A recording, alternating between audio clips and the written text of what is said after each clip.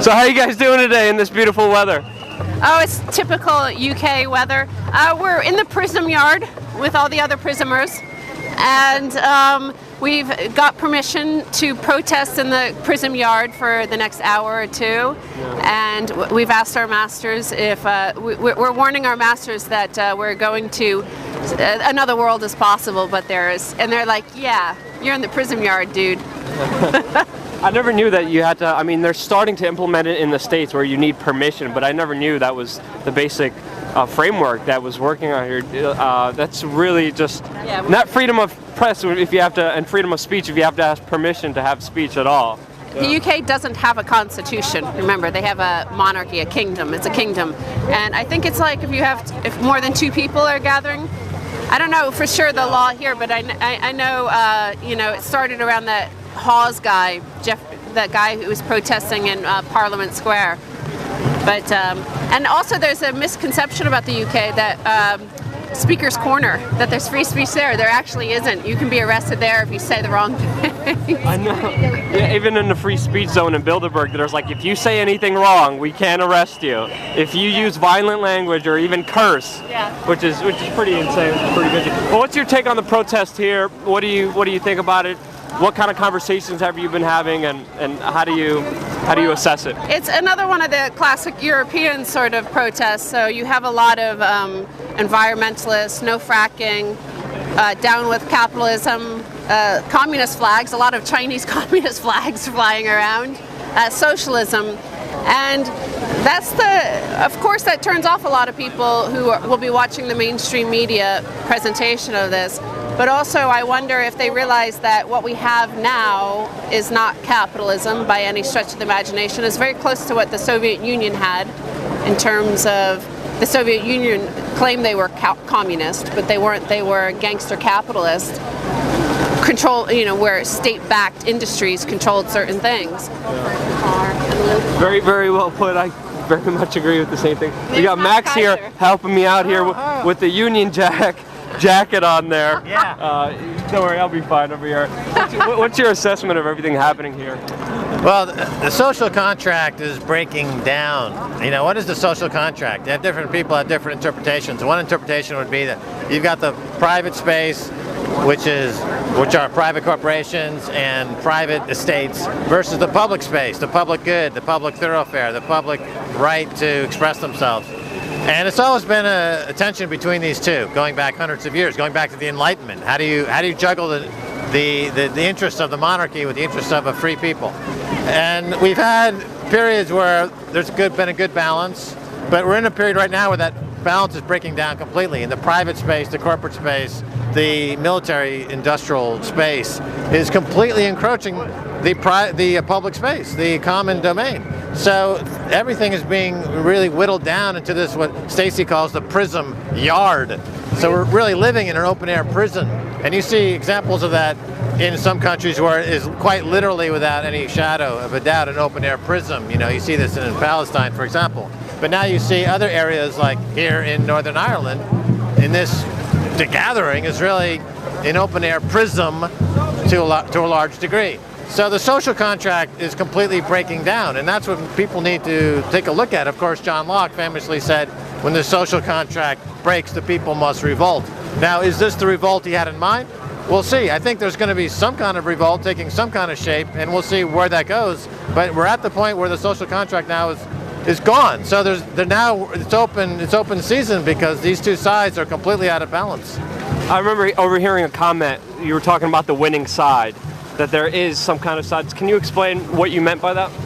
Well, people ask me, why am I out here and not with the stockbrokers? Because I grew up as a stockbroker, more or less. As a contrarian, I believe that the paper assets of the stockbrokers are going to lose. And I just saw something this week which was confirmation of my thought, which 10,000 Chinese people lining up to buy physical gold.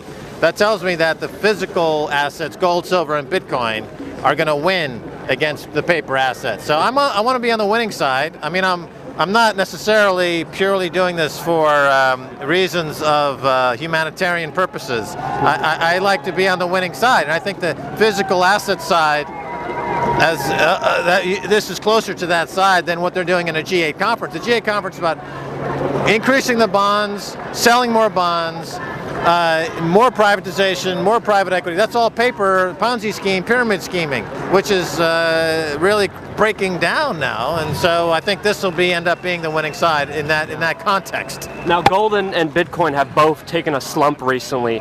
What do you attribute that to, and do you see a recovery happening soon or later down the line?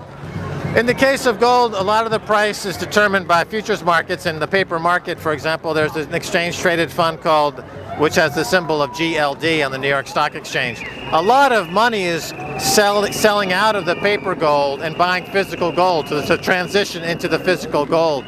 And there's a lot of misinformation, like George Soros has been just talked about as somebody who's been selling his gold, but a lot of people don't also report that he's been selling his GLD, the paper gold, and buying the physical and buying shares in mining stocks. So he's actually increased his bet on gold. Again, he's an opportunist who's not really in it for taking a political side. He's just looking at where he can return the greatest amount on his investments. Yeah. So there's a lot of misinformation. So that would account for part of the slump in gold, is that the paper market is cracking, but the physical market is growing, and there's a ceiling to the physical market which is held down by this paper market. Because remember, in the silver market, for example, it takes 50 times more buy orders to equal a $1 move up than it does to create a $1 move down. That gives you an idea of how this market is tilted using Prism, using the NSA, using the insider traders, using manipulation to make it very difficult for price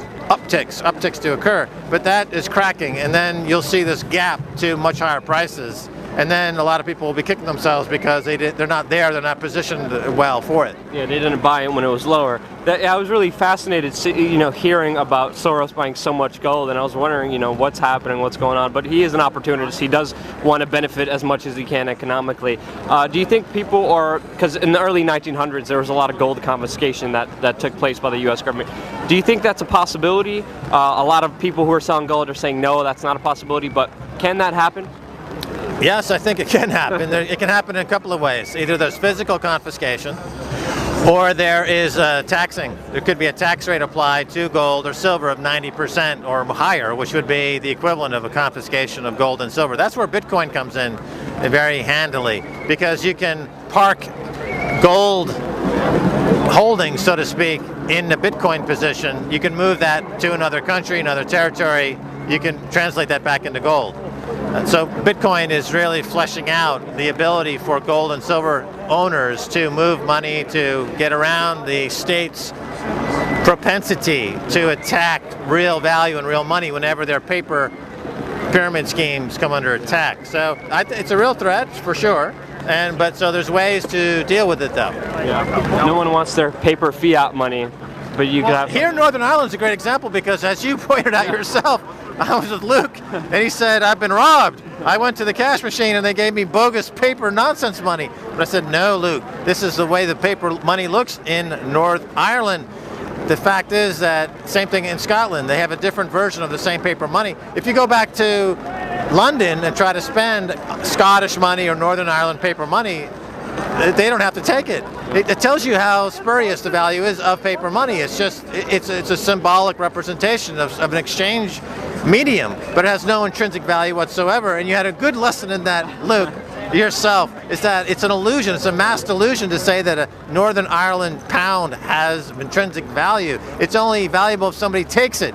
And if you go try to spend that down in London, 9 times out of 10, people say, I don't want that. That's not real money. That's not a British pound. Now, if we all start taking alternative currencies like Bitcoin and silver, I think that may lead to a big shift in the economy. But ultimately, my last question, what are the hopes, what are the goals of that alternative currency? What do you think we could accomplish with that? I think that the alternative currencies won't really come into their own until you have a collapse in the bond market, the ultimate global pyramid scheme, which we've been saying on your show and InfoWars and our show, that the bond market is trading at a 300-year high in the UK, 238-year high in America. And only with that bond crisis will it become clear that these alternative currencies are a way to escape the carnage of the bond market. The last time we had a big sell-off in the bond market was 1994. interest rates went from roughly 6% to 8%, and you had a 25% collapse in the value of bonds. Now interest rates are 2%, and I think they could easily go to 4 or 5%. That, on a percentage basis, that's a lot bigger move than even in 1994. So you're talking about bond values dropping by 60, 70, 80%, which of course means that every major bank in the world has to declare themselves insolvent, which means that every central bank in the world will have to move to a $100 trillion bailout lending mechanism, facility, and that'll be the move of gold to $10,000 an ounce. Now, look at the news. You see this is happening right now. The smartest minds in the world are saying these bonds are cooked. We've had it. The rally is over. The long-awaited bond apocalypse is happening, and I think it is happening in the next month, 2 months, 3 months. It's happening now. Thank you so much, Max and Stacy. Thank you for the umbrella. We are changed. Appreciate we it. are changed. We are changed. Thank you. By the way, you know, the Prism yard is private. It's a private Prism because our friend, an artist, was selling his NSA T-shirts with art, NSA art, and they sent a takedown notice this morning to Zazzle to take it down. A copyright notice? Yeah. Infringement notice? On NSA, which suggests it's a private corporation. They're acting like Disney.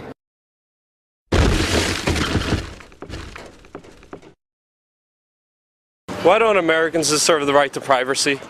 Americans do have the right to privacy. But not if the NSA listens into every single conversation we have and records it. That's simply not true. How can the American public trust you when you engineered and kept secret the largest bailout in the history of the world? We're not answering. Let go of my mic. Don't grab my mic. You engineered the largest crisis. Sir, we're not answering questions.